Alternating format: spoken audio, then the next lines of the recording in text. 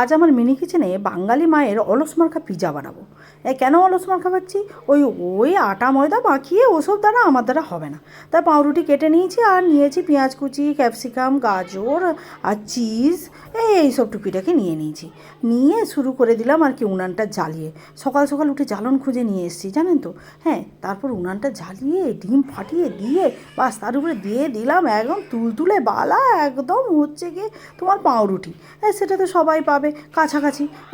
তার উপরে আবার দিয়ে দিলাম ডিম ফাটানোর একটু অংশ, একটু তেল দিলাম, কারণ উল্টালে তো ওর গায়ে আর তেল লাগবে না। নিচের অংশ তো সব তেল খেয়ে নিয়েছি।